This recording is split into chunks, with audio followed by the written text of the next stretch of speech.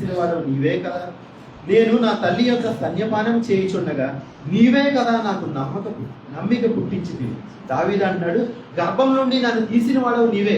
అంటే అనేక మంది తల్లి గర్భంలో ఉండగానే చనిపోయారు, కానీ నన్ను నువ్వు తల్లి గర్భంలో నుండి బయటకు తీసావు, అప్పుడే నువ్వు నాకు నమ్మకం అనేది పుట్టించావు అని చెప్పేసి అని అంటాడు. 10వ వచనం, గర్భవాసినైనది మొదలుకుని నాకు ఆధారం నీవే, నా తల్లి నన్ను కన్నది మొదలుకుని నా దేవుడవు నీవే.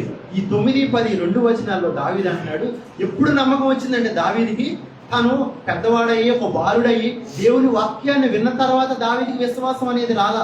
దేవుడు అనేవాడు ఉన్నాడు, ఆయనే నన్ను పుట్టించాడని చెప్పి ఆ విశ్వాసం దావీదికి 3 సంవత్సరాలు 5 సంవత్సరాలు వచ్చిన తర్వాత రాలేదు, కానీ తల్లి గర్భంలో ఉన్నప్పుడే దావీదు దేవుని యందు నమ్మకం ఉంచాడు. అంటే ఆ స్థితిలో కూడా దేవుడు మనల్ని విడిచిపెట్టలేదని చెప్పి తెలియజేస్తా ఉంటాడు. అంటే తల్లి గర్భంలో ఉన్నప్పుడే మనం ఎవరితో మాట్లాడుతున్నాం, మన సంభాషణ అంతా ఎవరితో ఉందంటే ప్రతి ఒక్కరి సంభాషణ దేవాది దేవుడితో సంభాషిస్తూ ఉన్నాం. ప్రతిరోజు దేవుడు వచ్చి మనతో ముచ్చటించే దేవుడు